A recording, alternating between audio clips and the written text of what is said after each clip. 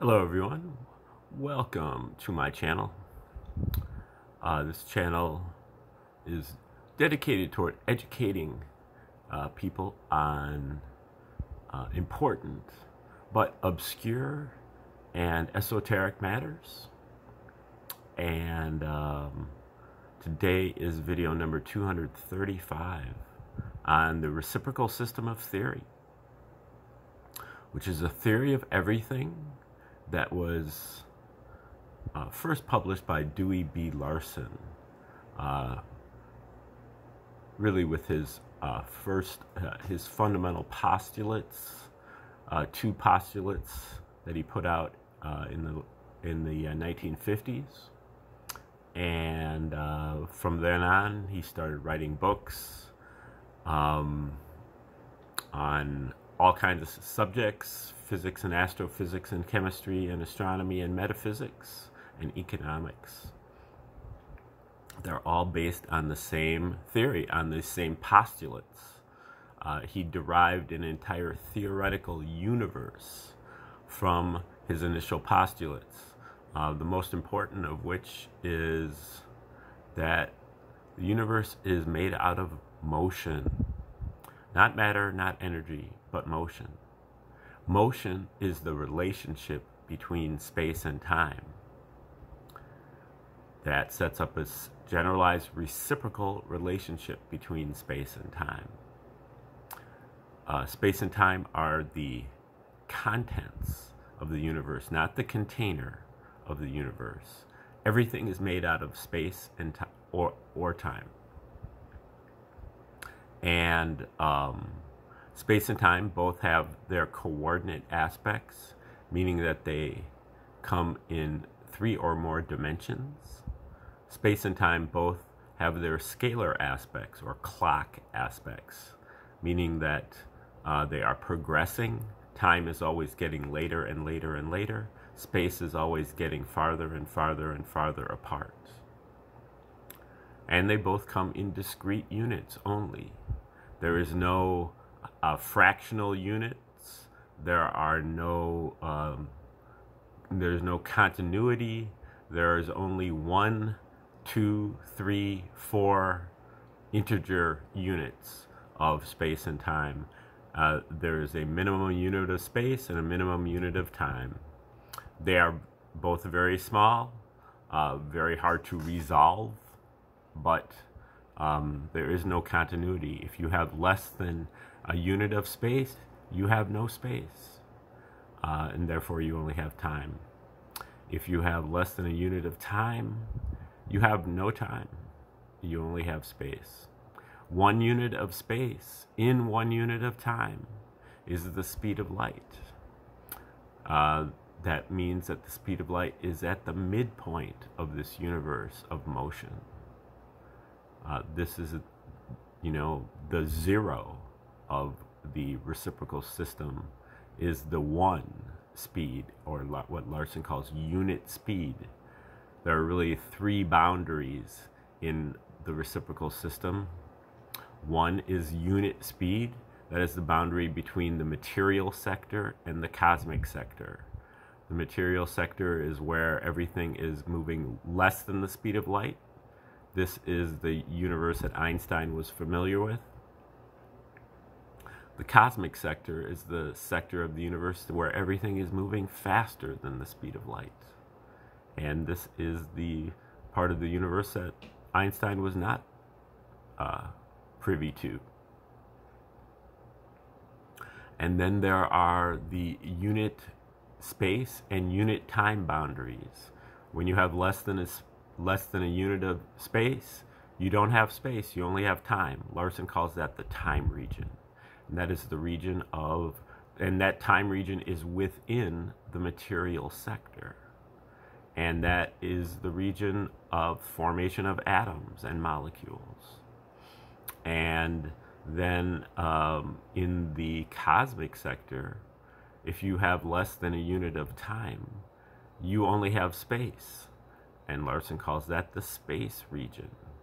And the space region is within the cosmic sector, and it is the region of cosmic atoms and cosmic molecules, or what the legacy scientists would call antimatter.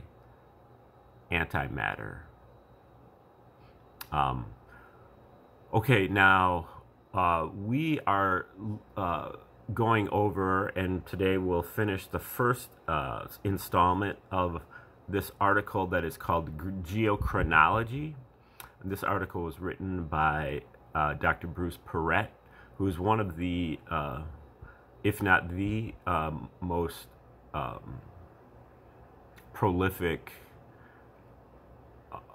updaters of Larson's work. Since Larson died in 1990, he left some loose ends. There were aspects of his theory that were questionable. The theory itself, Larson would say, the theory itself is correct. Whether I applied the theory correctly in all situations was a different question.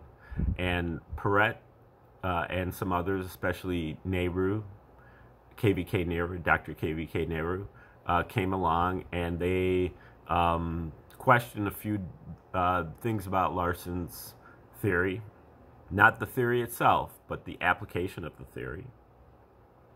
And Perrett did some great work in terms of, demonstrating alternatives to what Larson had come up with, and also stretching out the theory into different areas.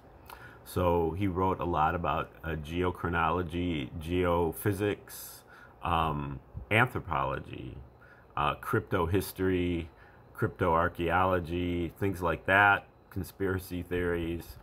And he wrote this paper here, Geochronology, under the pen name of Daniel Phoenix III, which is the name that he claimed he was a computer programmer for the Montauk Project, this top secret black ops time travel project that the government had out on Long Island back in the early 1980s. And so we are about to finish this paper, and then we will move on to part 2. And this geochronology is part 1 of the anthropology series, 4 parts. So we'll move into the part 2 of the geochronology after this. Okay, attempting to calculate the geochronology of the period prior to the creation of man and the first destruction of Atlantis is challenging, as the Earth was not rotating on its axis, was physically smaller, in a different orbit, and the basic intervals of measure are drastically different. The Sumerian Kings List is said to document the initial arrival of the Anunnaki some 241,200 years ago, but it does not actually say that. What it lists are 8 kings that ruled for a total of 66 Sars plus 6 Nairs. And the ancient Sumerians used dates differently. For example, there are intervals for 1 day, 30 days, and 360 days, but there is no 12 months in a year concept. A month is a watch, 1/12 of a year. I'm not an expert, but it would seem that SARS would be a divine year of 3,600 days. Now, that is again, Perrett tends to try to shorten the scale of everything, the scale of the size of the solar system, the distance between stars, and the length of time of history. And so he's saying that he believes that the SARS is 3,600 days. Zechariah Sitchin, on the other hand, says that the SAR is 3,600 years. So that is a huge, huge, huge discrepancy of a factor of 365. So now Sitchin seems to be on slightly firmer ground because he at least claims that the period of Nibiru, or whatever planet X, is 3,600 years. So that is why that is the Sumerian year, is because that's the amount of time that it took the planet Nibiru to orbit the sun. And that actually is a year. A year is, the Earth's year is 1 year, because that's how long it takes the Earth to orbit around the sun. I mean, if you're buying into all the, spherical planet, atomic structure of the solar system kind of logic. So where Perret gets his 3,600 days is not on firm ground. He just says, but it would seem that SARS would be a divine year of 3,600 days. And he admits that it's an assumption. If we make that assumption, the longest reign of a king on the king's list was 12 SARS, which would be about 43,200 days, or about 118 modern years. As in most ancient cultures, kings were kings since birth. To quote Genesis 6, verse 3, and the Lord said, my spirit shall not always strive with man, for that he also is flesh, yet his days shall be 120 years. So King Enmenhuana just made it under the wire at 118. That also means that the reign of the Anunnaki gods in Atlantis was only about 653 modern years, not 241,200 years, which again supports the premise of this paper that geochronology has been greatly exaggerated to hide the history in the past. So,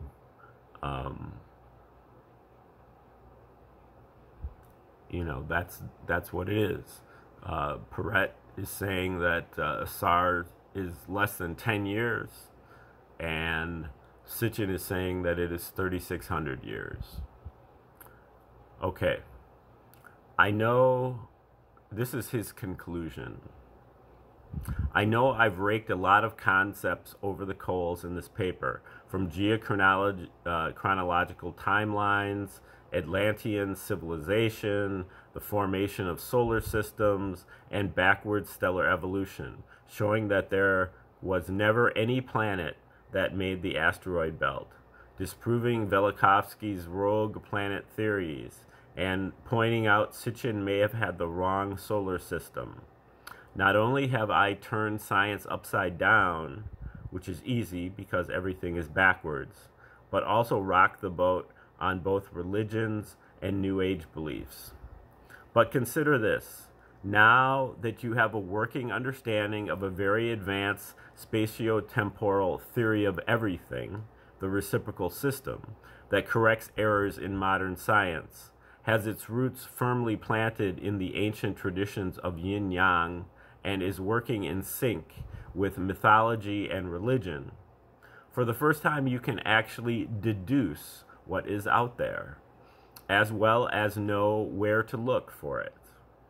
Using reciprocal system astronomy, we know exactly the stellar conditions to look for brave new worlds for us to colonize, or exactly where worlds with extremely advanced civilizations are likely to be.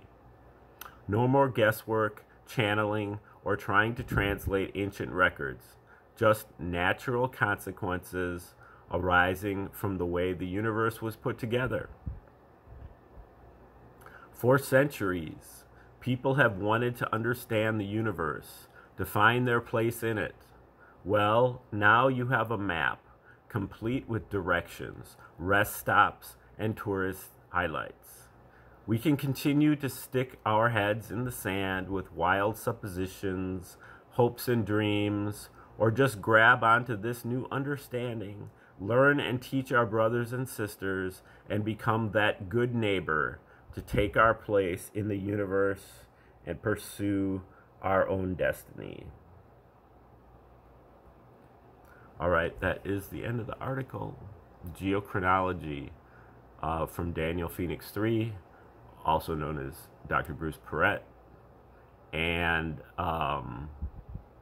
that there is the first installment of Mr. Perrett's Geochronology series.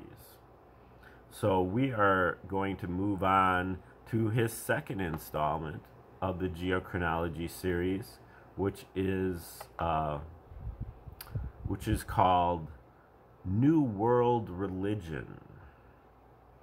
And the subtitle of that article is Enslaving the Human Spirit with a Blue Beam. So this may be pretty relevant to things that are going on these days. Hopefully we'll get you up to speed on Project Bluebeam so that you know what's happening when it happens, because I think it's coming. So this, I'm trying to edit this article, or I'm trying to get the right size here. Okay. And so, yeah, this is part 2 of the Hidden Origins of Homo Sapiens Anthropology series by Daniel. And hopefully we can get through the preface and maybe get into a little bit of the article. Okay, New World Religion, Enslaving the Human Spirit with a Blue Beam. Preface. Originally, I planned part 2 of this series on Hidden Origins of Homo Sapiens to be a discussion of prehistory, covering the origins of life on this planet, the SM colonization, again that is Saurian men, or as in dinosaurian men, SM colonization, and the early civilizations known as Mu, Lemuria, and Atlantis. But there are times when the present is more important than the past. And based on some of the conversations ongoing on the Conscious Hugs forum, I thought there might be some wisdom in moving forward from geochronology to the present, rather than taking the way back to 20 million years in the past. This paper is a discussion of Project Bluebeam, a plan that was created some 50 years ago by the folks bringing you a new world order at the onset of the hippie New Age movement to address the developing spirituality in Homo sapiens, and what could be done as a long-term solution to control and or eliminate it, along with the sense of freedom and individuality that the spirit complex tends to bring out. My original understanding of Bluebeam was that it was a holographic technology that was brought out by the military-industrial complex from some New England inventors back in the mid-1970s. I was in high school at the time and recall a short news report on it, then never heard anything about it again. It was only recently that I ran across Serge Monast's expose on Project Bluebeam, and when I put 1 + 1 together and got 10, I realized that I had seen a lot of the early tech that was destined for this project. So, I did some checking on recent developments and was quite astounded at the technological developments that I found. Got to tip my hat to those NWO scientists, as it is some brilliant work and they have really taken it a long way down a difficult path. It's just a shame that all that effort is going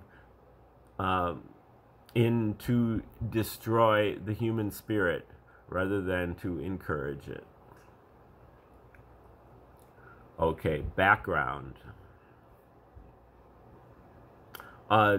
Just to look at a couple of the footnotes here. SM is a general term for Saurian men, Sumerian men, or even spacemen. That is a generic term to refer to the Titans and their children, the Anunnaki, that colonized the area of Sumeria early in the planet's history. Okay, and yeah, all right. Some of the concepts of my original part 2 are needed to understand what is going on with Bluebeam. A quick summary is that our world was colonized by a Saurian race, whom those in the know refer to as SMs, just as native life was developing. Attempts to turn the natives into a slave force failed, and these Saurians used their genetic engineering skills to create a hybrid slave force by combining the good slaves they brought with them, a kind of automaton that were biologically unsuitable to the early radioactive planetary environment, crossbred with the local apes and Neanderthals, resulting in Cro-Magnon man. These stories formed the creation of man basis of many of the theologies we have today, which, of course, have been revised many times over the centuries to make them more acceptable as mankind evolves and develops. One thing that mankind has always been very skilled at is historical revisionism. That same revision process continues under Bluebeam, where the old gods are now being supplanted by ETs, or the new fad EDs, extra dimensionals, to meet the demands of a more scientific and technical community. Out with the chariots of fire and in with the anti-gravity starships. Okay, now the next section is called the human role, slavery. And we will start that section tomorrow in the next episode. This, I believe, is the 11th episode of these Daniel papers, anthropology papers. So if you want to go to the start of the first one, you want to go back about 11 episodes. And then we will be bringing it forward starting tomorrow with this new paper. And thanks for tuning in. Have a great day.